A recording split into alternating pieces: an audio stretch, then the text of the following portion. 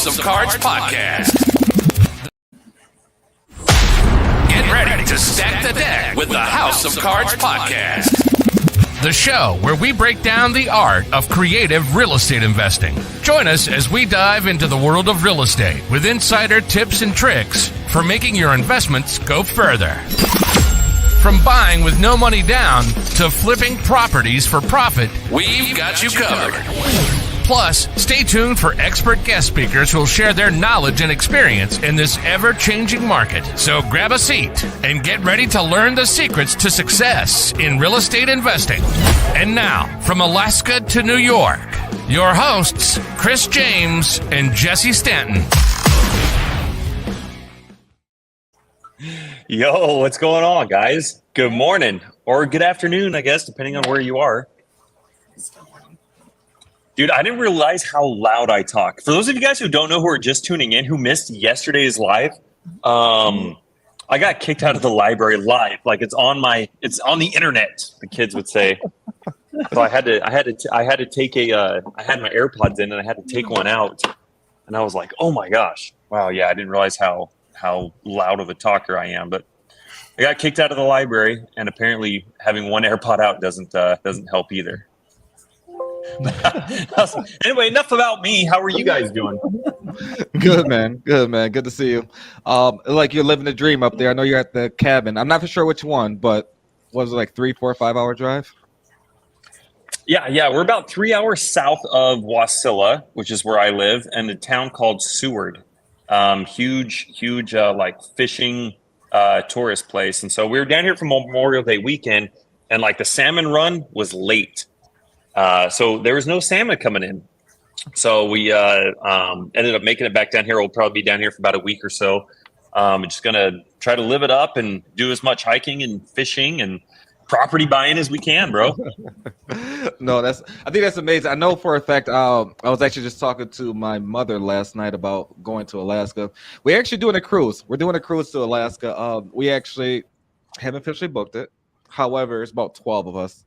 My family, we're doing a cruise. I don't know like what part that looks like. I know we're doing 2 cruises next year, but we're literally was talking about that last night, and officially we probably have everything booked by next week. But I know for a fact that Alaska's on the trip, and I know they mentioned Bahamas, but I've already been to Bahamas. I've been to Jamaica. I've been to a lot of different areas. So that's still on the fence. We're just transparently, we're just trying to get our dad. Well, my father. He's a homebody. He don't like to travel. So we try to get his ass out of here, like to get somewhere. But no, it's going to happen. But Alaska is definitely one of the trips. I'm not for sure what part of Alaska we're going to be in. I'm not for sure where the cruise actually goes to, but it's going to be pretty neat. That's next year. I'm not for sure exactly the timeline, but I know we're going for 7 days, and it's going to be interesting. But of course, I'll be there before then. I'm just throwing that out there. Naturally. Yeah, awesome, man. I'm excited, dude. I'm excited to meet the rest of your family and your twin brother and sister. Is everybody coming up, or everyone's coming? Hell yeah, dude. Awesome. I don't know if you're gonna be able to handle everyone though. Like me? Jesse gonna be texting like, "What did he mean by he said that?" Like, but no, it's gonna happen. It's gonna be a great time though. It's definitely gonna be a great time, and definitely looking forward to it. So, but yeah, we have some amazing guests on today, guys. We have Miss Angel Miller and Carlin and James, the infamous. You know, they handle a lot of things behind the scenes, especially in the House of Cards. They are great asset to just life. They're amazing individuals. They're go-getters. They'll do anything for you, whatever that looks like, and be a resource. So, you know, guys, if you're not reaching out to Angel, Carlin, and James, make sure you do. I know especially James. He's calling sellers live on a consistent basis, and I know Carlin's holding them down in the background. So James was actually kind of talking about that a little bit this morning. He was like, Carlin gives me a list of people to call and I just call them. Well, sometimes. Amazing. And then of course, Angel's over in Kentucky. Actually, Jesse and I met with this young lady yesterday on Zoom. I believe was it Nikki? Was it Nikki or she's in Kentucky as well. We met with her in Zoom. I didn't know. I don't know what part of Kentucky. I don't know how big it is, but she started mentioning names. I'm like, I have no idea. No idea what that looks like. We got to get Angel on the phone and have that conversation. But Kentucky, is that part of the United States? You know, right. she doesn't live in so. Louisville or Lexington. She's in the sticks. Yeah, that's the way we see it. No, absolutely. But guys, thanks for joining today. I know we're a little bit late today. We've been having a lot of technical difficulties on all of our sides. My bad. Yeah. But more so, guys, there's a lot of people that have been reaching out over the last couple of weeks. I know we're probably like maybe 5 or 6 episodes behind in regards to pushing them out. I'm still working on that. I can assure you by maybe Tuesday, Wednesday, I will ensure that I will upload to like Spotify and all the different platforms that we do have. Like actually, we're on Amazon, iHeartRadio, Google Podcasts, Apple. I think what is Apple again? Is it Apple? Spotify.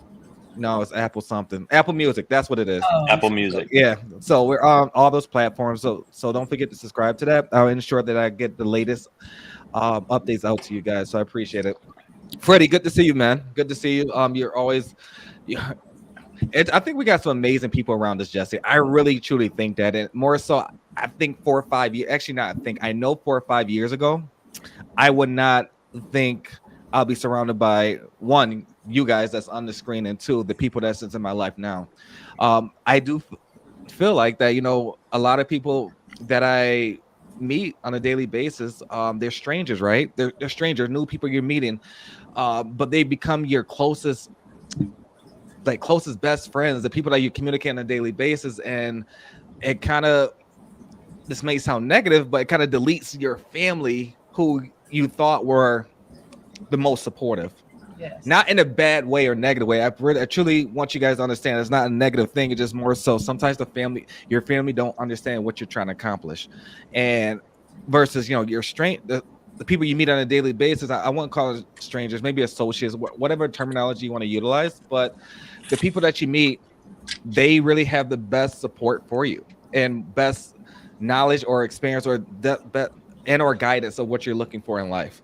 And where you're trying to, I think I spoke on it last week, where you're trying to force or maybe trying to implement something that into someone else, especially a family member that you're doing, it becomes stressful because that's not what they really want to do. They're comfortable where they at, so leave them where they're at. And that's not a bad thing, guys. I truly mean that. That's not a bad thing. It's just that's the life they want to live. That's not the life I want to live. So that's why I'm pretty excited overall for what Jesse and I got in store for this. June and July is going to be huge. It's going to be huge. We're super stoked about it. This entire quarter is going to change a lot for not just within our business, as far as where we're going and what the new developments are coming about. And the people that are in our corner, they're going to be right with us. They're going to be right with us, right? And just want to let you guys know, I don't want to spill too much because I don't want to jinx it or anything like that. But Jesse and I got some amazing things happening, and I can't be more just humble and grateful just to be alive on a daily basis, right? Because a lot of people they take that for granted. They really do. They wake up and like today I woke up in an amazing mood, right? Did I want to wake up? No. like me, I always want to wake up, but I definitely want to. Let me rephrase that. I always want to wake up. Rephrase that, please. Right. You okay, Chris? Right. If you need to talk, man, we're here for you. but more so, people don't really cherish what they have in life. They really don't cherish, like even through the bad times. Like whether he's going through obstacles, even the good times, you really gotta thank God. Mm-hmm. I'm not for sure a lot of people are religious, religious or anything, but you really gotta thank thank God for where you at in life, because at the end of the day, life is really short. And who had a conversation with Mike Diaz. I love that guy so much, man. Like you guys don't know who Mike Diaz is. He's based in New York and amazing individual, but I remember him saying, like, you can always make more money, right? But you can never get back your time. And it's true, because think about it, you're trying to go so hard to make so much money, and you really don't know when the last time you're going to be on this earth. So you're stressed. You can be stressing for weeks and days, months, and whatever that looks like, and then also like something can happen where I don't want to say it was pointless, but you really got to live in the moment. And that's why a lot of people out there are so negative. Like transparently, I pray every single night that remove any negativity out of my life. Any negative. I don't care if I think they're a close friend or as a family member. I want that negativity out of my life. And that's just me personally. And I only want positivity. And that's something that I always like. That's daily. I pray about that every day more so. It's just like today was a great day. Like, it was hot as shit when I woke up. I'm like, damn, like I'm going to hell. What's going on? Like, it was really hot, but it was 80 something degrees out. I'm like, and I didn't have the air conditioner last night, so I woke up like and drenched. I'm like, what's going on here?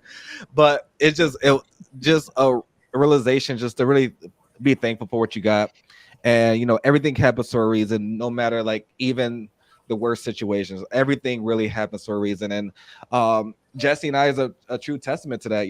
Real estate is not easy.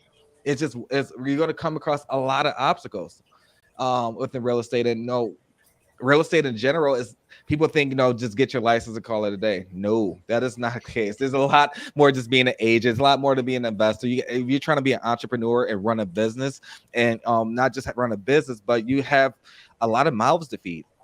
You have a lot of people that is counting on you, and that you have to wake up on a daily basis to see how you can actually support them and be a resource. Is it easy? No.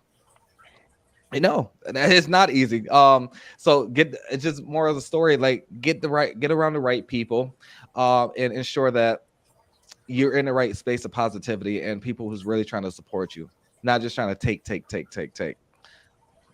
So I do got to grab my charger, Jesse. I'm on 2%. I didn't realize I didn't grab my charger. So give me 1 second. You're good, man. You're good. You're good. So I'd love to get more into Carlin and James and Angel from New Mexico to Kentucky. Your co-hosts. For those of you guys, for everybody who doesn't know, I just going off of what Chris was saying, and like I just want to take a second to express my gratitude, because specifically what am I trying to say here? I know I'm trying to get the words out. Chris and I talk to a lot of people, and we do business with a lot of people, but the three of you have specifically been such a huge impact and part of our lives, and I just want to express my gratitude and love for the three of you guys, and for being here in my life. I love you guys. And Joel, thank you for being here. Freddie, there's so many amazing people in the comments as well that we feel the exact same way. And it's been phenomenal to get to know you guys. For those of you guys who don't know, James and I, when did we meet? Back in 2000. It was February 1st of 2014, bro. Yeah, that's when it was. James and I made Staff Sergeant together, and we both met in Airman Leadership School in Luke Air Force Base in Phoenix in 2014, and we were going through I think it was a 5-week class where they teach you how to be a leader and how to more effectively communicate and do the kinds of things that the Air Force expects of their leaders. And so that's where him and I kind of got connected and started playing some music and stuff together, and eventually met Carlin, and then Angel and I happened to cross paths. When did we meet, Angel? Back like November, October timeframe, maybe somewhere in there. October, yeah. Yeah, it's been absolutely amazing. We met through the Elephant Challenge, and just over the last, however, it was been now 8 or 9 months.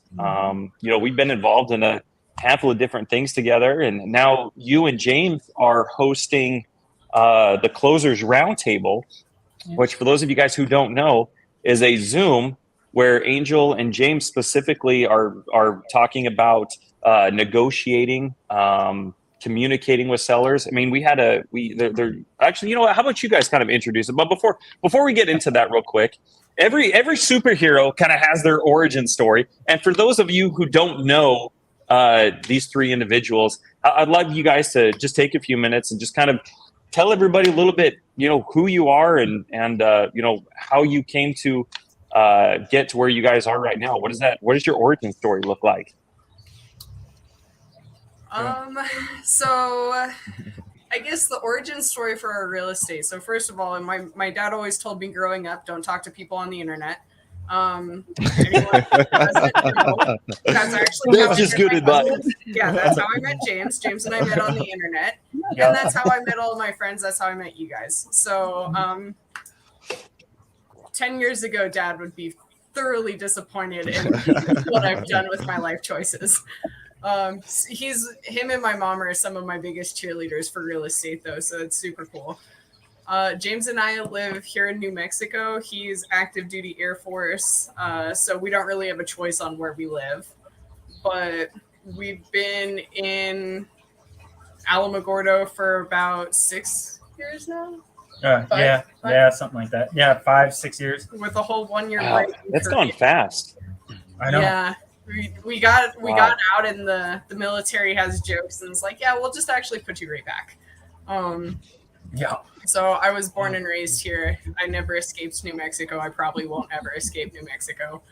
It's a little gold mine here, though. Yeah, I love it. I hated it growing up. I love it now. We actually got into real estate about 2 years ago because New Mexico is cruel in aspects. There's this awesome summer curse where if your AC doesn't blow up in the middle of July, then you're not New Mexicoing, right? So Yeah. so our AC exploded. Boom! I thought James was dead. It was horrible. He survived it, luckily. But Yeah. on a military pay, I'll explain that one later, Joel. On a military pay, that's not really enough to take care of 3 kids at the time. I was pregnant at the time, so we were scrambling, trying to get new cars, because once you add a 4th kid, you have to get a whole extra row of seating, and Oh yeah. yeah, so we were scrambling, and I went into the deep dive of YouTube, and James being my biggest cheerleader, my biggest supporter, I started buying books. And anyone who knows me knows that when I start buying books, it's game over. Rabbit hole. Now that's what we're doing. And Yeah. so I started buying books on real estate, and James was like, hey, I actually have a friend, I think, that does this real estate stuff. You should talk to him. His name is Jesse. He buys houses for the price of a cup of coffee. You need to call him. I saw that everywhere. You want to buy houses for the price of a cup of coffee? Well, that's What funny. is this guy doing? Yeah, I sent her. She did not want to reach out to Jesse right away, but she did. Sounds like a scam. Yeah. No, it wasn't the scam aspect. In my defense, I was Dude. like, do I reach out to some random dude that I've never met? And my husband is telling me to call his friends. Like, anyone, like, that's not how typical relationships work. In the dynamic of healthy relationships, that's good. But a lot of us, get used to having partners that don't want you to talk to other people. They don't want you to talk to men. They don't want you going out with your friends. James is not like that. He's like, oh, here, call my friend Jesse. I was like, are you kidding me? Is this a trap? Well, it was because he hooked us. Yeah, so yeah, I guess, Freddie. was like, okay, and here we are 2 years later. I'm actually in business with Jesse. James is in his own business with Jesse and Chris. And Yeah. Angel and I have a book club. James and Angel have a closers roundtable, and my best friends are people I've never met face to face. Yeah. Yeah, it was real estate's always been one of those things I always wanted to get to. Whenever she said, let's get into real estate, deep down I was like, oh God, this is going to be expensive. And then I thought about the $1 cup of coffee house, same, equals the same. And then her Jesse kind of convinced us, sounded unreal, too good to be true. But I mean, here we are 2 years later, and, we're somewhere where we never thought we would be, with opportunities knocking at our door every single day. Thanks to, everybody here. Everybody here watching that we've, talked to, provided opportunities on a daily basis that, we wouldn't have been even able to comprehend, or wouldn't have been ready for the opportunity back when if it would have presented itself 2 years prior. So We actually knock on other doors for opportunities. I love what you did you see there. what I deal with. But yeah, it just God put us here. I mean, just like you were saying, Chris, I mean, we pray together every night, and just I think over the span, we've been doing it every single night for 2 years, and it just put us to where we are today. I mean, if it depends on the religious aspect of what you believe in, higher power and all that stuff, but we firmly do so. Yeah. Amazing. Angel? Ay. Okay. So my background's really similar to Chris's. I had been managing upscale steakhouse for about 10 years. And anybody who's done hospitality management, you're working 60, 70 hours a week. Minimum. And we actually had a bar in there and live entertainment that would go till 2:00 in the morning. So some mornings I was there till 5 a.m., turn around and open up the store again, at 7. So after my third kid, Wow. I was like, I got to get I need something else. I can't do this with 3 kids, right? So at the time, I went to get my real estate license, went all the way through the course. This, mind you, was in 2007 when I was pregnant with my last kid. And that's when everything crashed. So I quickly pivoted. I did, I completed the real estate course and all that. Didn't go get my license. So I pivot and I go into become a mortgage loan officer. And that actually only lasted about 8 more months. And my broker went belly up in 2008. So I ended up segueing with my loan experience into financial planning at the university and stayed there for many years. My husband at the time, I was with him for 20 years. He was not, he didn't want anything to do with real estate, never did. So when a couple of years ago, when I, made the decision I'm leaving him, that had always been in my heart. So I ended up running into Cody Sperber, which most of you know. Love this man. So that kind of opened up the door for me on my investment journey, because originally I was just going to be an agent. And so anyway, I start to learn how to do the investment side and really just went all in. About halfway through, I had lost my job at the university. COVID happened, enrollments dropped. We had to drop a lot of classes because we weren't as prepared to, shuffle all the students online that had to be built out, things like that. So I ended up losing my W-2, my money, my monthly paycheck.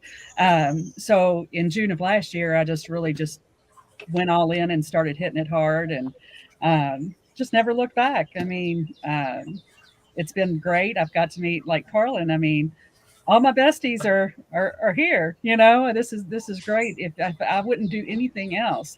But it's not that it's an easy journey, because kind of back to what Chris was saying, just unfortunately was in a marriage where, he didn't allow me to go out a lot, things like that. So I didn't keep a lot of friends. So my family has always just been my support system. But ever since I kind of went full in with real estate, I've had to, I kind of work from the time I roll out of bed till the time I go to bed.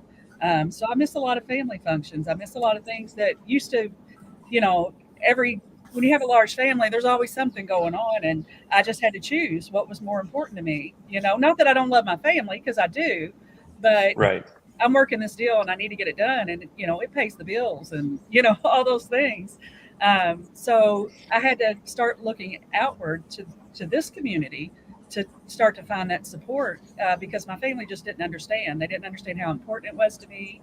They didn't understand why I couldn't just clock in somewhere 9 to 5 and not have to do all the crazy things that I'm doing to be an entrepreneur, So Chris, I totally vibe with that and understand that. I mean, it's not that you don't love your family or love your family any less. They just don't understand your passion the same way. I have went hardcore, ate ramen every day because this is what I want to do. And I'm willing to do that now. I'm willing to eat shit now so I can eat sushi for the rest of my life. I'm willing to do that. But sometimes it gets really hard. And I recently went through an episode where I thought my world was ending. And, Carlin, she jumped right in there and was like, in a nice way, get your shit together. We're here to support you. This is what we do, and we love you, and we want to help you. And so for me, I couldn't imagine being anywhere else in my life but here right now. This is it for me, and I love my people. I love you guys, and I have never felt such support and compassion from a group of people in my life. So I'm all in, and this, and like Chris, 5 years from now, we'll be joking about a lot of things that went down. We will, because we're all going to be doing great things, right? Yeah, absolutely. We're Absolutely. making jokes at hibachi. Yes. All right. Down in the Bahamas. There you go. So, that's my story, and I'm sure you'll be seeing me around because I'm not going anywhere. That's a true testament right there from all the parties in regards to, no matter, like, we all have different upbringings, right? Different backgrounds, different religions, or whatever that looks like, and we all have we have a common goal. We're really trying to change our family trees. I know Jesse and Carlin, you guys got an army over there. I don't got that many kids, but but more so a lot of Nothing people else like to do in Alaska, Chris. nothing else to Same with New Mexico. understood completely. When we meet up, we're actually going to have a soccer game. Jesse's family against our family. That'd be a good Love game, it. actually. I'm not Yes, sure who anyone who wins. wants to put bets on. I can taking see bets Jesse now. being the coach. Oh God, yell! Don't need a what do you call those things? I'm gonna get kicked out just for being loud, man. I wouldn't doubt it. That's normal. That's normal, right? That's the root. But no, it's pretty neat. It's definitely pretty neat. Like, everyone comes from different backgrounds, and just to come together and then have one common goal. I love it, because essentially, you can't find this in a lot of communities. You really can't. I know in the hospitality industry, when I was there, I didn't have that. Yeah. It was like every man for themselves. Literally every man for themselves, and they say anything and everything just to be on your side. It's just when the wind blew, you're on this side, and vice versa. It was a mess. It was just a high school shit show, so to speak. And Too many damn extroverts, right? yeah, absolutely, absolutely. And so I'm just glad being in real estate. It definitely changed my mindset and my perception on a lot of stuff. I got $20 on the house. I got 80. I'm just gotta say, I got 80 on Jesse though. I'm gonna go to the next wholesale. It's gonna be the hostage, the way Colin, I got y'all. just those kids, the way they are, they're gonna get you. They're gonna get those hostas. Oh, I know. and the Yorkie's gonna come with them too. So I can already see it. They come in deep. Oh, the Yorkie versus the Husky. Let's see. Oh, too funny. Cat versus cat. But no, this is amazing though. Just more so just to share. Thanks for sharing those stories and just what you guys been through and what that looks like moving forward. And of course, I think a lot of people can relate to that.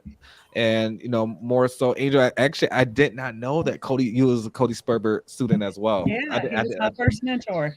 Yeah, same here. I did not know that. That's pretty neat.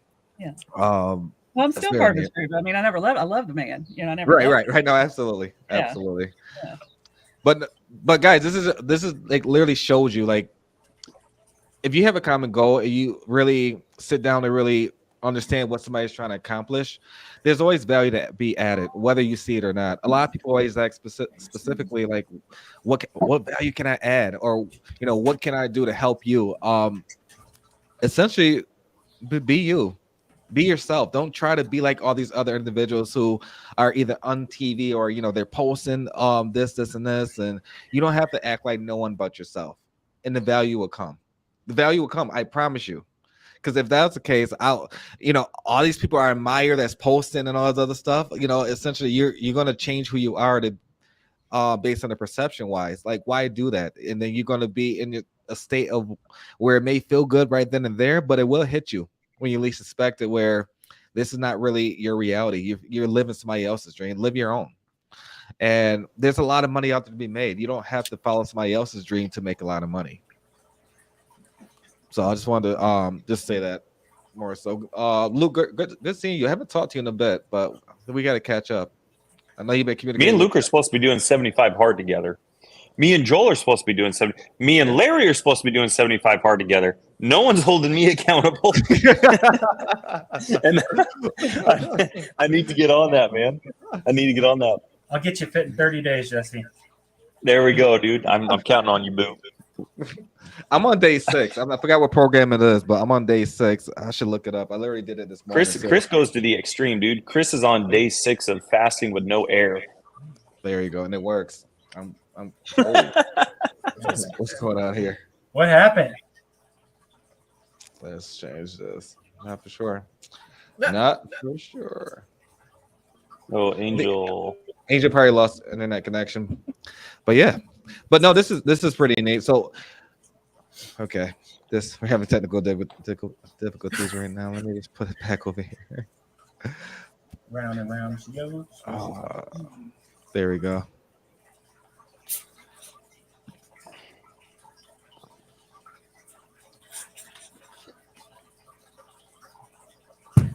Jesse, are you messing with this as well? I'm not. It's not Okay. me. Cool. I knew you were, so I was like, all right, hands off.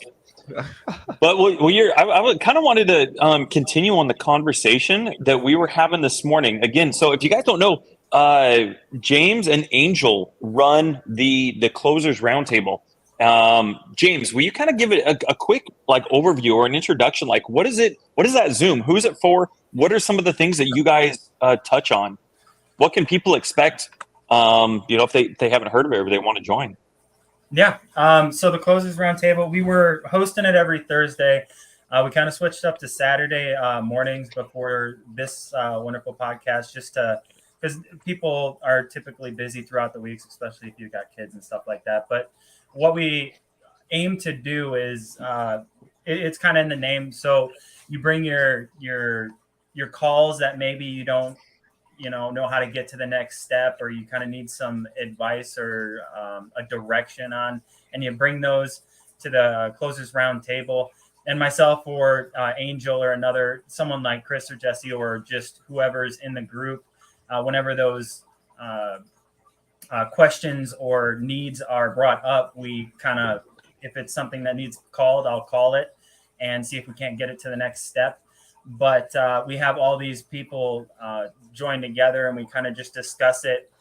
Any questions or anything and like this morning, a question was brought up by Dakota about a property that he's working, and we kind of talked with him and he reached out to me afterwards, like he said he was going to, and now we're going to, work together to get that deal to the next step and towards that finish line. So we mainly focus just to help out the community, help out all of you guys with whatever you guys' needs are. I mean, it could be, it could be family oriented. It doesn't matter if you bring that question, concern, that call to the group. We're going to help you figure it out. I mean, that's what we're here for.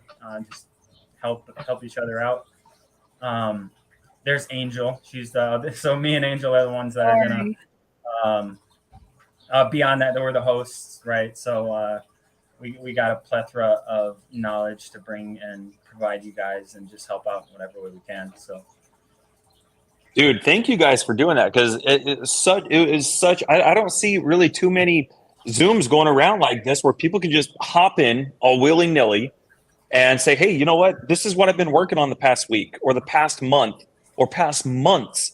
And either I'm having traction, I'm not having traction, I'm talking to this guy, don't really know what to do, or I'm talking to this agent. We come across a lot of people who are direct to agent in their marketing strategies, and they're like, man, I don't know how to pitch creative. Is there anything that I can do to kind of reverse engineer or maybe switch my pitch up, or how do I overcome this objection? And so this Zoom is for anybody who wants to learn how to increase their communication or their sales experience, and to be able to leverage you guys and your experience. Correct? Yeah. Yes. Yep. Leverage us in whatever way you need. I mean, we're here for you guys. That's why we're doing it. Mir, yes, it's going to stay on Saturdays for the foreseeable future. It just seemed to work out better for everyone. We had a really good showing. There was a lot of really good conversation, and so yeah, we're probably going to keep that 10 Eastern. No, Mountain. 12 Eastern. I mix that up all the time. You'll probably see that in the House of Cards. I'll probably butcher the time a few more times, but yes. And then I'll correct it in the comments. 10 Mountain Standard. So 12 p.m. Eastern time every Saturday. You guys are going in. You guys are calling sellers. You guys, I heard this morning. Dude, this morning's conversation was phenomenal. Oh my gosh! Like you and Angel were just dropping just freaking gems for everybody. Actually, I screen recorded some of the stuff that that both you guys were talking about, because it was so good, man. I was like, oh my gosh, like we've got to continue this conversation on today's podcast, because there's so many people I think that have questions, especially when it comes to talking to sellers and agents and overcoming objections and knowing, you know, what to say. And a lot of times it's knowing not only what to say, but knowing what not to say. And Angel, I would love for you to kind of expand on that a little bit, because the conversation was so good. But basically, you told everybody, you're like, hey, you know what? Just shut the hell up. Just shut the hell up. Now, those are my words, not yours. But you know, what did you mean by that? Why would somebody call a seller and then you advise them to just shut up? One of the things that like tripped me up a lot when I first started calling sellers was I was so worked up about what I'm going to say next, or ask irrelevant questions for the moment, like how many beds, how many baths. Those are really irrelevant at the moment, right? That's not what the call is for. The call is for building rapport. But I would get so caught up in thinking I had to go through this script that, you know, I'd blow the call. So what I learned over time is just to start the conversation with an opening question. You know, tell me a little bit about the house. That open-ended, they're going to start to tell me all the little things I need to know. But what I'm doing while they're talking now, instead of worried about what I'm going to say next, is listening for everything in the background. Do I hear dogs, kids? Are they watching Jerry Springer? You know, what are they doing? Because I'm going to want to connect with them. I'm looking for a way to connect with that person. So if I hear, you know, babies crying, I've got a 17-month-old granddaughter, blah, blah, blah, whatever I can find to connect with them. If they're watching Jerry Springer, oh my God, I used to watch that. God, you know, whatever. Rip Father Springer. Yeah. God rest his soul, right? So that's when I say that, that's what I mean is try to pose open-ended questions that are going to get that seller talking and opening up to you. But while they're doing that, pay attention to what's going on around. Pay attention to those keywords that they might say. You know, maybe they're getting older and they're like, just, you know, it's just too much and we're going to move to Atlanta with our grandkids or whatever the case is, you know. Listen to those cues. But if you're so, you know, wrapped up in trying to figure out what you're going to say next or making sure that you're asking the right questions, you're missing the whole point of the call. The whole point of the call is information gather and build rapport. That is the whole point of your call. So stop worrying about going through a script. Please, if you have a script, burn it. Okay. That's my opinion. Because you should be having a conversation with the seller, not trying to go through a script. So that's kind of what I was leading to this morning, Jesse. I love that you said that. There you hit on several good points in there. And one of them was stop worrying about what you're going to say. Yeah. That will trip you up every time. Yep. Why do you can you explain that a little bit more? Like what does that mean? Let me tell you, because if you are asking open-ended questions, as they're telling you their story or the story about themselves or the house or whatever that may be, that's when you're listening, and you should be writing down specific things to probe the next question, because the next question should be how you're going to be able to overcome an objection they've made during that statement. For example, my husband recently had a stroke, and, you know, we've got about 5 acres and he can't mow the lawn anymore. You know, it's just too much. So that right there is that little snippet is your key to overcoming an objection, a financial objection later in the conversation, right? Because they're what's going to come up next is, oh, well, it's 5 acres, so we want 300,000. It's got 5 acres. I know. And I do remember you saying you guys can't really take care of it anymore. You know, that's how you pull it back into that financial piece of the conversation. Yes. So, you know, it could be 5 acres of overgrown crap that it's going to cost me, the investor, $5,000 to clear. So, you know, I mean, when I say that, pose those open-ended questions so you can gather that information through the conversation. And as you're doing that, write down those key things that come up that they say are pains for them. That's a pain point. He had a stroke and he can't mow the lawn anymore. He's got 5 acres. That's a pain point, right? Yeah. And that's Absolutely. also something you can use later to overcome an objection from him. So that's kind of why I say those open-ended questions are so important. Just drive the conversation with those, and you'll not only collect all the information on pain that you need, but you also collect information to overcome the objections later on when you're talking on the financial aspect of it. Man, that is so deadly. That is so deadly. I love what you said there. I often find my time is doing the exact same thing. Right when I first hop on a phone with a seller, one of the first things I love to do is start asking questions that are obviously open-ended, but they're in a way that allows me to quickly disqualify individuals as well. I think a lot of people make the mistake of just calling everybody they can, and then instead of trying to disqualify them, they're in the mindset of I need to force a way to qualify them, if that makes sense. Yes. James, Yeah. what do you see a lot of people like why would that why is that not a good idea?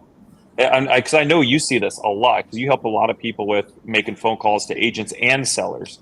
And a lot of times, I know both of you kind of see this, where people call sellers and then they start overloading all this information on you when they want you to call them, and they're trying to sell you on why it's a good deal. And, instead of looking to disqualify, they're looking to qualify. But from your perspective, why is it better to go the other way around? Why is it better to call a seller with the intention of, hey, I need to disqualify first and foremost?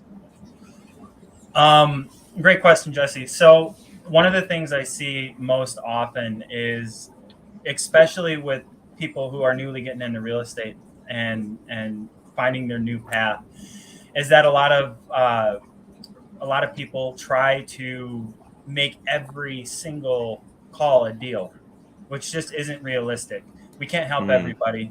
And we need to focus more of our time, and you say it all the time, Jesse, is be intentional. You need to be intentional, and you need to have the conversations and build rapport and try to help the people that you are able to.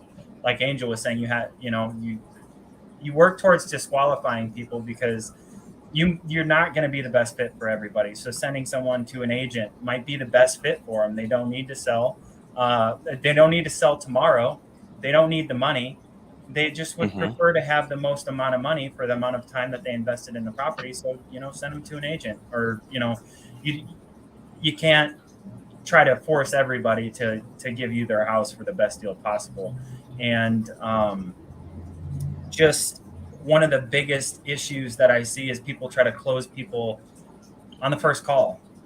Yes. And they don't spend the time, like Angel was saying, building that rapport, and they try to close them. And Freddie brought up a really good question. Is it okay to make mistakes and fudge up a call royally? It is. Just learn from them and move on to the next. One of the biggest mistakes is that trying to close the call on the first try. You're not there to do it. You're not, and it might happen to you. It's happened to me. And, it might happen to you, where you call them and they're like, yeah, this is the price I want. Angel was talking about it earlier. Okay, well, I'm going to send you the contract right away. And you don't really have to do anything for it. That happens. And then Those are like golden eggs. Yeah. So. Yes, they are. Realistically, you're going to have to work. You're going to have to build through you're going to have to go through those barriers and break down those walls. And each person's different. Don't treat everyone the same. So I love that you said that, dude. You said, because I just want to recap on this, because I don't know if everybody caught what you said. Particularly, you said, if I can just refer somebody to an agent, then I'm gonna. What do you mean by that? Because like I can imagine a lot of people hearing that who aren't familiar with negotiating or what it really means to kind of reframe your position as a negotiator to disqualify, then try to find a reason to qualify somebody. Why would you refer somebody to an agent? If you got somebody that you're on the phone because they're interested in selling their property, at what point do you shift the conversation? You're like, oh, we'll just list it with an agent. Like, what do you mean by that? So what I mean is, when I said you can't help everyone, you can't. But So if you're talking to a seller, just for an example, if you're talking to a seller and they have this house, they've lived in it for 20 years, they just fixed it up because they're getting ready to sell it. They've got a couple weeks of work left, and they've already put tons of money into the property. They've had tons of heartfelt times they're attached to it, and they're working to sell this property for the most amount of money that they can to move on to the next part of their life. Someone like that isn't going to be motivated to, turn around and sell this property to me for 90,000, even though they'll make 90,000. If the property's worth 150, I mean, to them, that's what they want to get for it. In that sort of situation where I'm not going to be able to help them, and there's no motivation to do creative or anything of that nature, I'm not just going to leave them high and dry. Like, they want to sell their property, and maybe they don't know what the next steps are, and we're here to help them. That's what our main motivation is, at least for me and a lot of the people that I talk to. We want to help these people the best we can. And so if that's referring them to an agent, if that's referring them to someone that, is a little bit more familiar with the area or whatever it may be, then I'm going to do it as long as it helps them further what they're looking to do. I'm going to focus my time on the other sellers that I have that need me, that they don't have the same opportunity that this person's going to have. So, referring them to an agent is just the best thing for them. And it's going to free up a lot of time for me, because now I don't have to worry and manage this lead. That's not going to go anywhere. And I know it's not going to go anywhere, but I don't have that heart sunk feeling where it's like, I just let this person go. Like, okay, well, have a good life. Bye. Well, at least I referred them to where they can get the help that they need and absolutely get on to that next step. I think that's what it's all about, man. Yeah. Perfectly said. Absolutely. To yours and Angel's points, that's one of the first things that I know I love personally. Like everyone, it's neat. What's cool about what your guys' Zoom is you get to hear Angel's style of negotiating, and you get to hear James's style of negotiating, and how you guys have those conversations and disqualify people and qualify people. And everybody kind of does it a little bit differently. I don't think there's necessarily a wrong way, as long as you kind of understand sales at a higher level. It's neat to kind of get in there and do what Angel said, just kind of throw the script away, get in here and just learn how to have a conversation with somebody. I think that's where the real skill is. And one of the first things I love doing when I first 30 seconds, I get on a phone with somebody. I'm calling them because I know they're interested in selling. And what I love to do is I love to tell them, hey, so you're interested in selling. What does your realtor think? That's one of my favorite lines to use right in the first couple minutes of the conversation. And I know they don't have a realtor. I know it's not listed, but I like to take the assumption that they have a realtor, and then they're going to do one of two things when I ask that question. And it goes back to Angel's point, making sure you're actively listening. You're not worried about what they're going to, what you're going to say next. When I ask that question, they're going to tell me one of two things. They're going to say, oh, well, I effing hate realtors and F them, and they don't deserve my commission. I don't want to pay realtor fees and blah, blah, blah, blah. Right? Which, to Angel's point, again, unbeknownst to the seller, right when they tell me that, guess what? When it comes time to actually start negotiating price, if we're not agreeing, and I say, hey, well, what does this look like for you in the next 2 or 3, 4 months? If you can't sell this, what then? They're not going to come back and say, oh, well, I'll just list it with a realtor, because that's what they told me they're not going to do in the first 30 seconds of the conversation. So unbeknownst to them, I've already propped them in a position to where they're not going to be able to go against themselves. So we've already started negotiating from the first question, and they don't even know it. Or what they're going to say is, actually, I've listed it with a realtor, or I'm listing with a realtor next week. At which point I might throw out a couple more specific questions just to better qualify or disqualify the individual. But if it looks like that's kind of where their heart is set, and they're just like, yeah, and you guys used this morning during your guys' Zoom.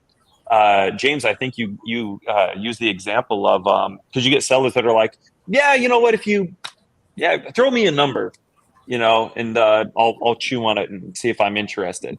A lot of times what I love to do is you guys are familiar with the 80-20 rule.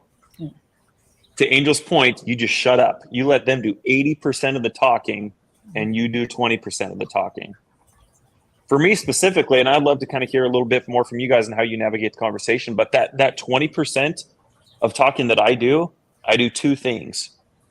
I validate and then I question, and then I validate and then I question. And it really helps alleviate any miscommunication, and it helps you become a very clear communicator in being able to paint that picture or better articulate your point.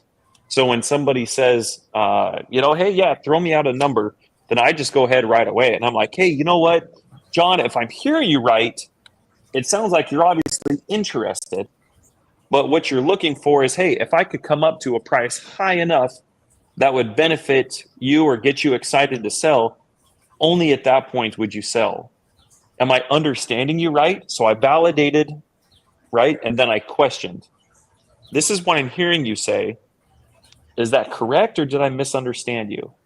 And then a lot of times they're like, yeah, no, that's exactly right. And then I go right to what James said, man. I'm like, cool. You know what? I can tell you right now, I'm probably not going to be a good fit for you. I don't want to waste your time.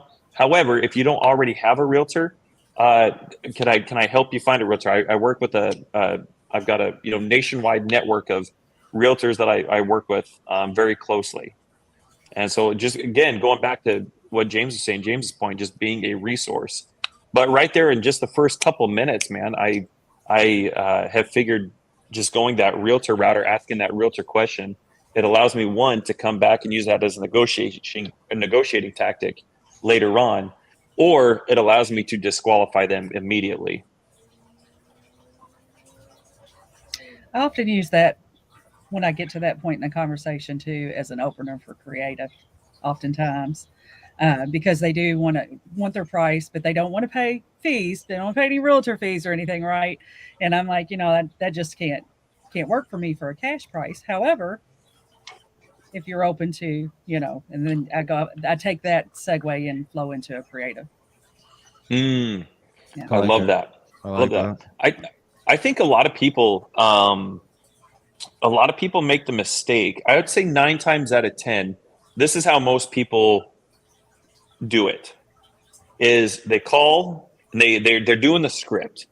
They're just like, all right, tell me about the condition, tell me about the price, tell me blah, blah, blah, give me the pics, when's your timeline? And then they go right into, all right, let me run my numbers, let me go with my numbers guy, and I'll call you back.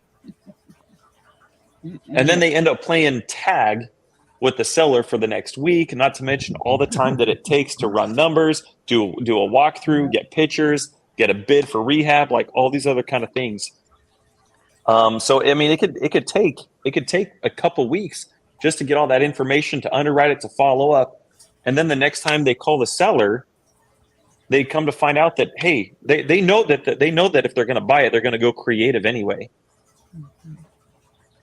And by the time they get a hold of them 2 weeks later, it's like they're like, no, I'm not interested. And then we wasted all that time. So going back to James' point, is just being super, super intentional with your time and those conversations, and trying to go for the no, go for the disqualify, so you can make sure that you're spending your time, accordingly.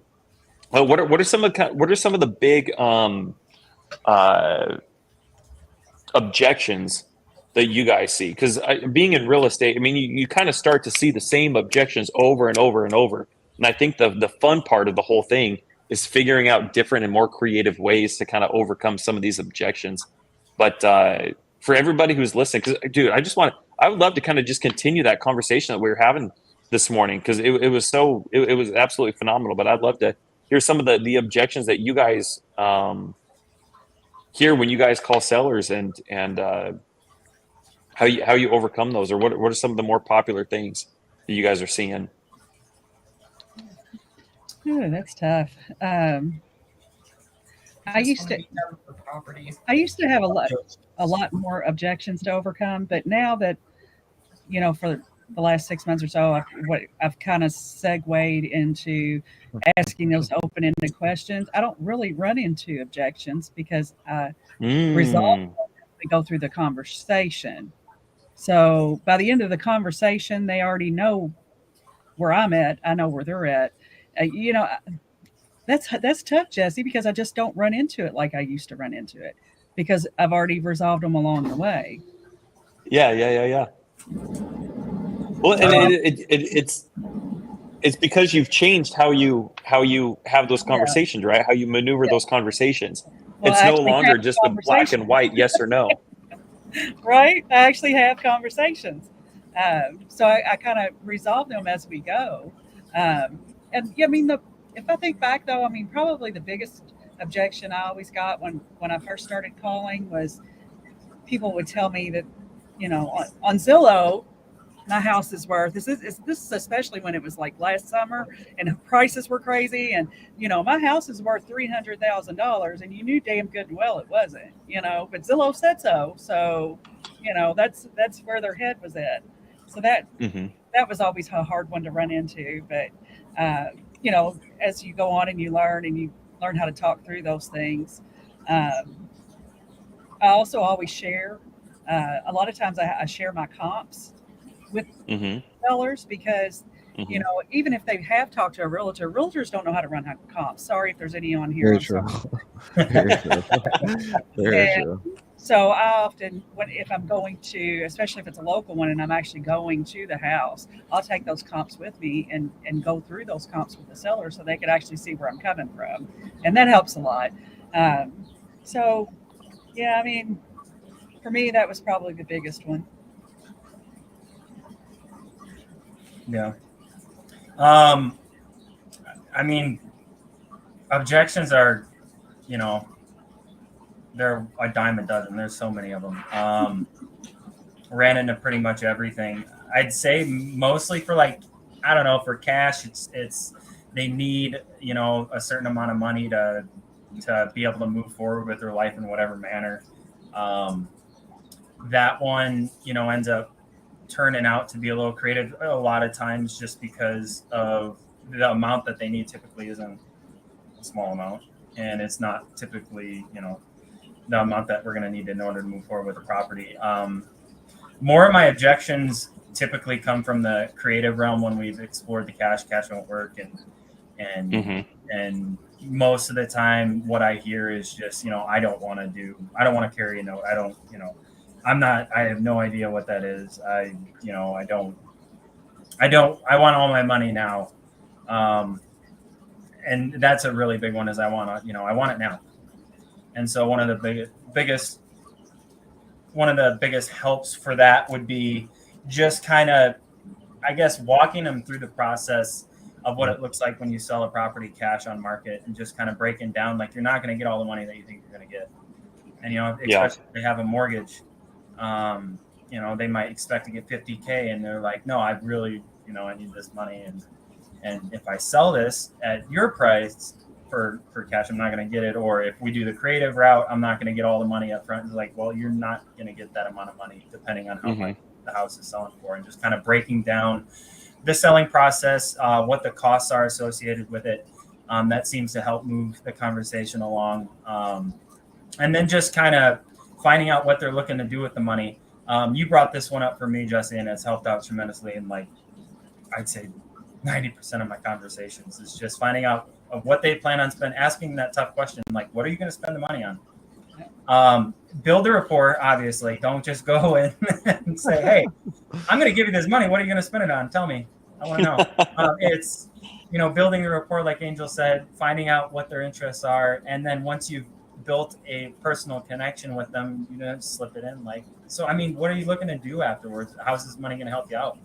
And just asking the right question at the right time. And they'll, you know, Jeannie was one of those. She, you know, asked her what she was looking to do. It didn't work out. Jeannie's Jeannie. Jeannie. Oh God. Jeannie. She wanted to travel, right? And so, I mean, Jesse had one too that he always tells his story. You know, they wanted to travel. They wanted to go abroad. They wanted to go and not have to worry about a property. Well, you know, the creative realm's a great route I can make it to where, you know, now you don't have to worry about income while you're out there traveling around. I can, you know, give you a down payment to throw on an RV, or, you know, get across the big blue, and then just make your payments. And now you've got money to go go see the Leaning Tower of Pisa or go to the Yellowstone National Park, and you've got a constant source of income that now I can help you out with. You don't have to worry about that property. So that's just an example. There's a bunch of different it's too broad. It's really hard to. 100%. 100%. No, I totally know what you're saying, man. But I would totally agree with you. I think most of the objections come when you start pitching creative. I think of most people who are pitching creative make the mistake of trying to overload the seller with just so much more information than they even need to know.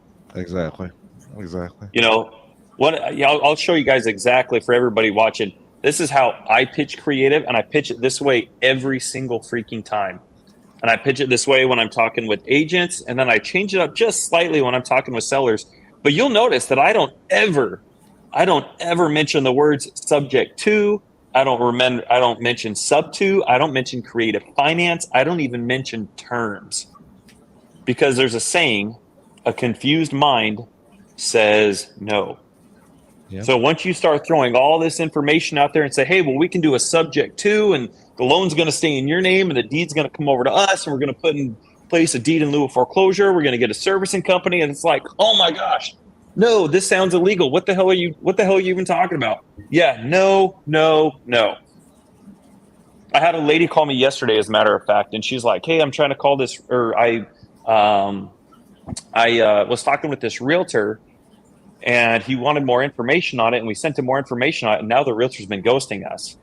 And I had my friend contact the realtor, and he finally messaged back and said, are you looking for more like desperate people or something like that? That was the only thing that he said, and they couldn't get a hold of the realtor.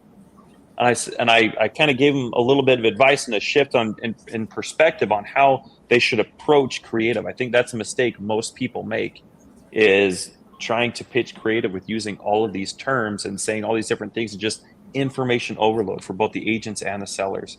Yep. And one of the things that I do, I'll share the story that James was kind of referring to, but this is how I do it with every single person. And I'll share a little bit with how I do it with agents, and then how I do it with sellers. But with this seller in particular, because I love to use this as an example. It happens every day, every week.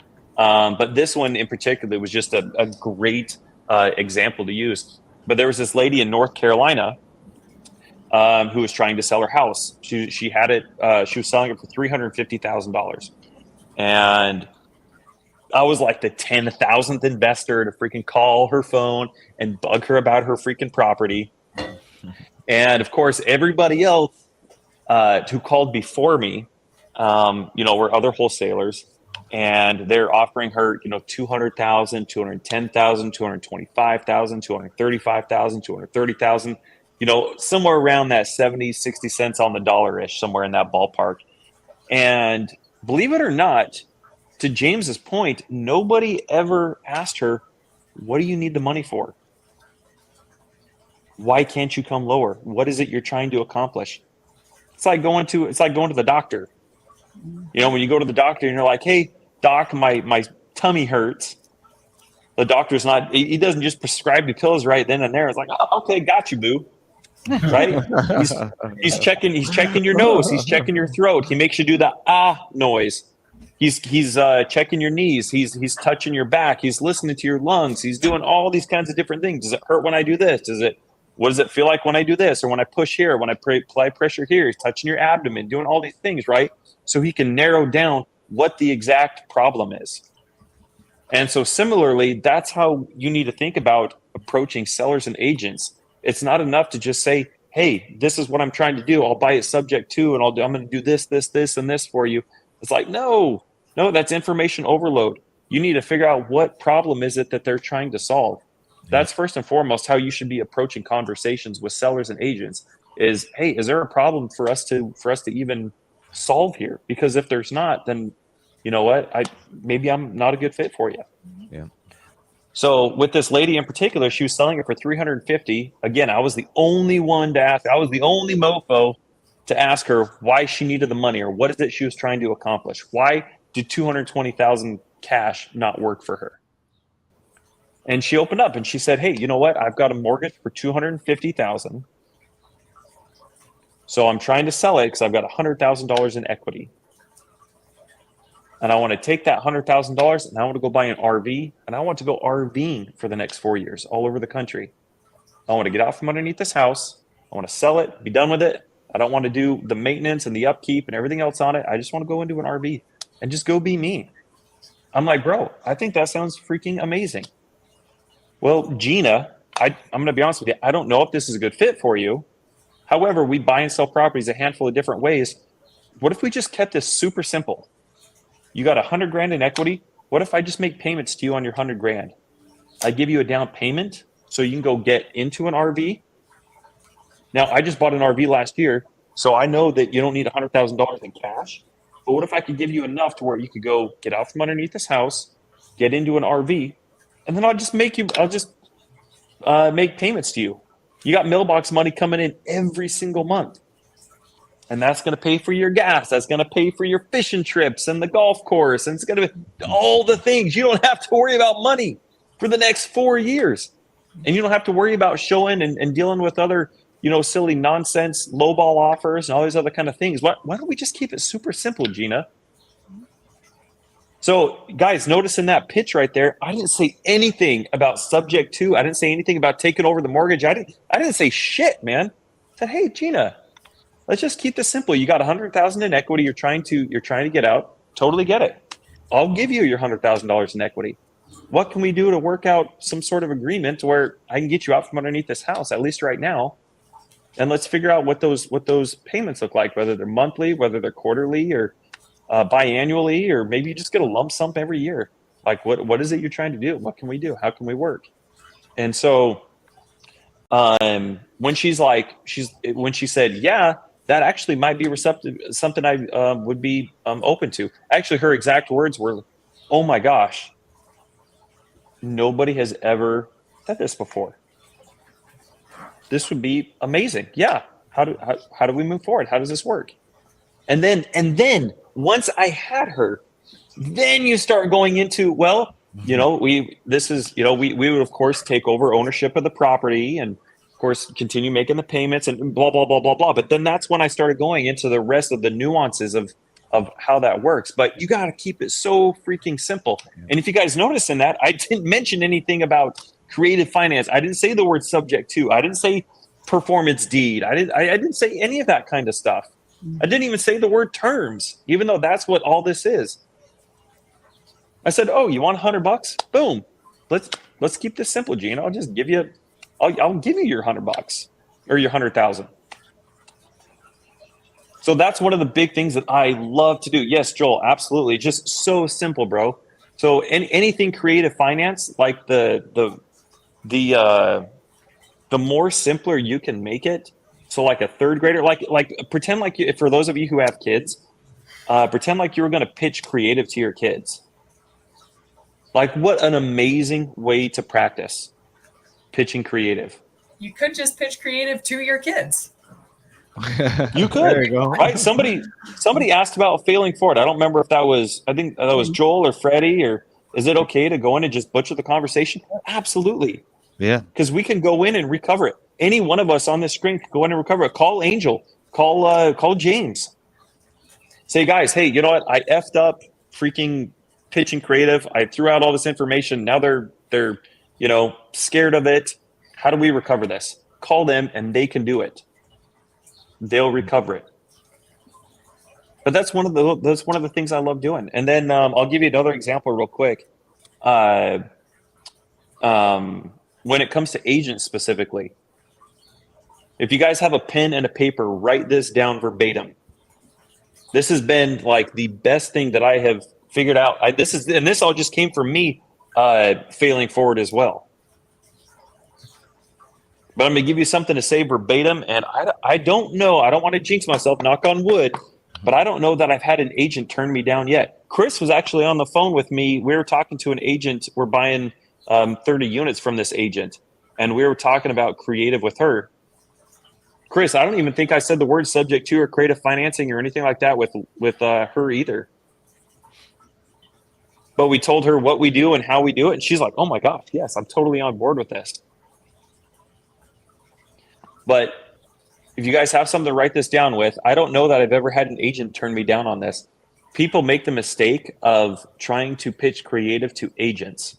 And again, what ends up happening is it's information overload. Yeah. They're telling them about the performance deed and subject to, and the deed's gonna be transferred, and the debt's gonna stay in their name. And of course, the agent, if you could articulate all the nuances of creative finance in one conversation with an agent, and the agent was able to take that in and articulate it back to their seller and overcome the seller's objection, there would be no need for a creative finance mentorship. You would never need to join or talk there. If it was that simple, there'd be no reason for any of this. But most people, when they talk to agents, they treat it as if that's the reality.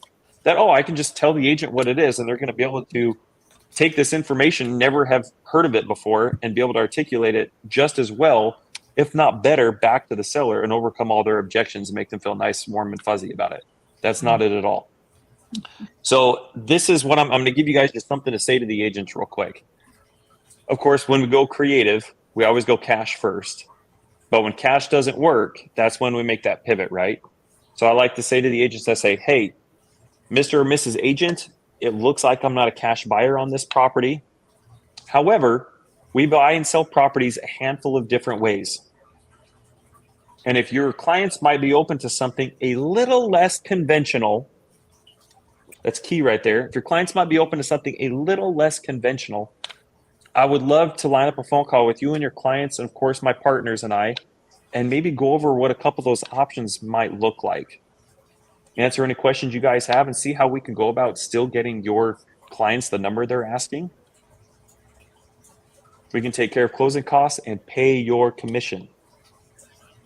Is that something you would be opposed to? Now we're talking about sales.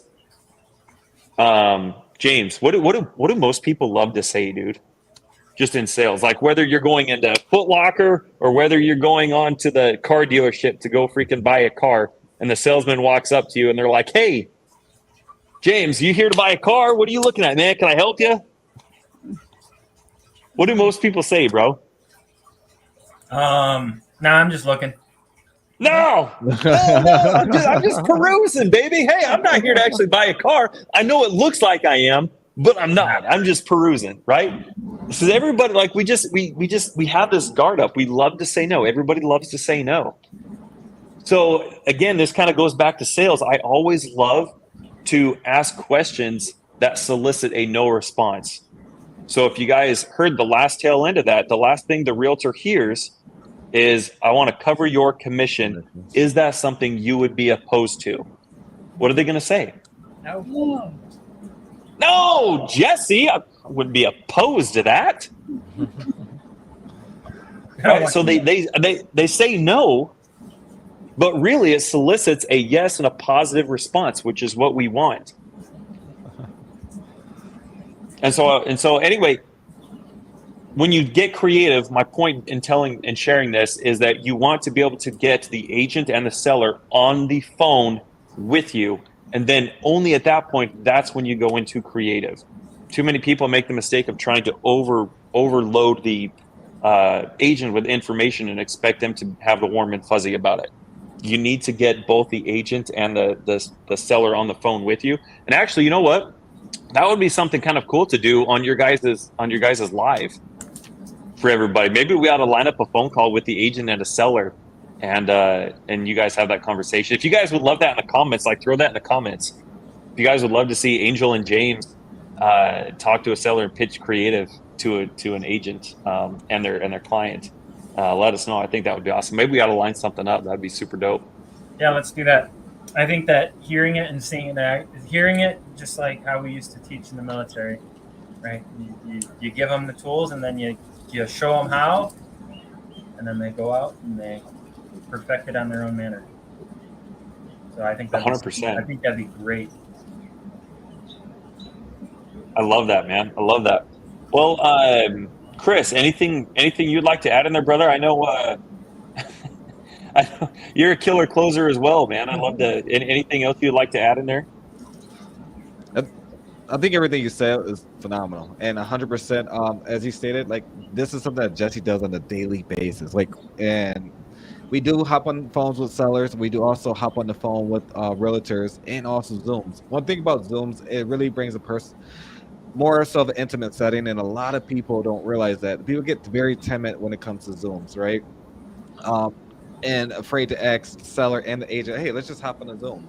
Like today, actually, a perfect example, myself, Jesse, and a couple individuals, we got to hop on a Zoom right after this podcast and go over the next steps of property over in Texas. So it brings a little bit of rapport, credibility, and not just that. They actually know that you're a real person trying to move forward on this property. You're not just a wholesaler, or even if you're trying to wholesale, that is okay. Just let the seller know exactly what's going on. Back to James at Jesse's point earlier, when they started talking about disqualifications and all that good stuff. It's great to disqualify, but at the same time, really understand what the seller is trying to accomplish, because you may not be the best fit. And a lot of people try to, when the seller says yes, they're ready to move forward and sell, and then the only thing that's on their mind is commission breath. I hate to say it like that, but it's commission breath. How much I'm going to make on this property? So I'm going to fight to try to get this property, but in reality, you're not really a good fit for this seller and what he or she is trying to accomplish. So those are my thoughts on it, more so. And I do want to go back. Thank you for sharing that, bro. Yeah, absolutely, man. I want to go up to Bobby's comment about realtors saying that sub 2 is illegal. So as a TC, and I oversee our TC part of our business, if you ever look in the line in all 50 states, 502 or 503, it says subject to right on the line. Look at any HUD or settlement statement, it's always there. If the realtor tells you that, they're just not informed or inexperienced. I don't know, but you can inform them exactly what that looks like. Specifically ask them, hey, do you have a settlement statement in front of you? Can we pull this up together? Let's go to this line. Can you explain to me what this line means? You probably shock them, but essentially you just, in every state, is there. So their little real estate, actually so funny. You guys, everyone knows Colin Gibney on here. So funny. You guys know about the CE shop? I used to do it, and as well. Do you know the CE shop is teaching subject to right now? For real estate. What is the CE shop, bro? So it's basically like another terminology for people who's trying to get their real estate license. They have to go through a 72-hour course.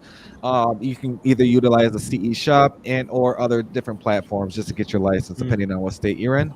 And now when people are getting their license, it has literally a section where they talk about subject to. And I know within 5, 6, 7, 8 years from now, we're going to look back and it's probably going to be in every course, every book about how subject to works, probably having a different verbiage or different terminologies, but just understanding from a real estate standpoint. And Bobby, when you put that comment up there, we hear that still to this day, where literally realtors always say that it's illegal. I heard all about it. My brokerage won't do it or allow it. And it's just the way you communicate in regards to what that looks like. You can just tell them specifically, hey, would you be opposed to hearing a little bit more about it, and or actually, can your brokerage hop on the phone with us, or can your brokerage hop on the Zoom with us? We would love to get everyone on the Zoom and literally go over this. And transparent, I would love to initiate that conversation, because I know for a fact from all the deals that not just Jesse and I done, but literally all the deals we ever came across, in a lot of states, there's not one state you cannot do subject to in. If you do find a state, please let me know. But if there was a state, it would be Alaska, and that problem has been solved. That's correct. It's just more so like all the deals that's out there and realtors. It's becoming a new norm, and people just got to adapt to it. A lot of people are, especially being in the industry for 20, 30 years as realtors, they even say to this day, this is illegal. I just don't know how to, I just never heard of it. And or can you tell me a little bit more about it? Perfect example, Josh, if you're watching this, hope you're having an amazing weekend. He's taking his wife to Costa Rica this weekend. Oh shit, I don't think I should have said that. It's supposed to be a surprise. I don't think she has me on Facebook, so I just thought about it. Damn, I just thought about it. No, she don't have me on Facebook. I'm good. Suck it back in, Chris. Right. But Josh, perfect example. We're working on a lot of things on this TC side, and he came across a realtor. A realtor specifically stated that they wanted to talk to the transaction coordinator. I said no problem. I had literally a 45-minute conversation with the gentleman Alex, and Alex and I literally had a great conversation. And literally, this is over in Michigan, where he said he never heard of it. No one ever brought it up to him as far as anything.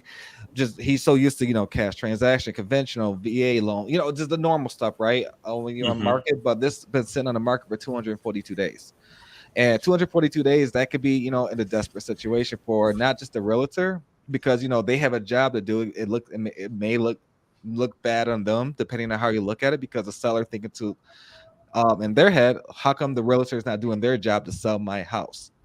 But 45 minutes into the conversation, we're having a great conversation, just talking about just everything. He asked me what I do, what our company does, and just the next steps led to us. Literally specifically, I said, when is a great time that can George and Joanne get on the phone or Zoom next week? And he said, well, let me reach out to him. We could probably hop on the Zoom literally next Tuesday or Wednesday. I said, phenomenal. I said, I will get with our team. We set that up and let us know what the next steps. And this is someone who actually, I don't want to say ran out of options, but wasn't just experienced enough or informed enough to know that this is another option out there. So he's stoked about it. Essentially, can we get this to the finish line? 1,000%. But it's more so just being informed, just being open-minded could change a lot of things. If you're closed-minded, you're not going to get a lot of things done. Just that's how it is. Great.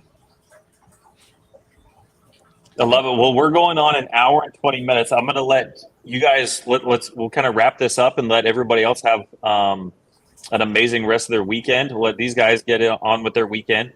Angel and James and Carlin, any final parting words? Everybody who's stuck or wanting to learn more, or even how they can work with you guys.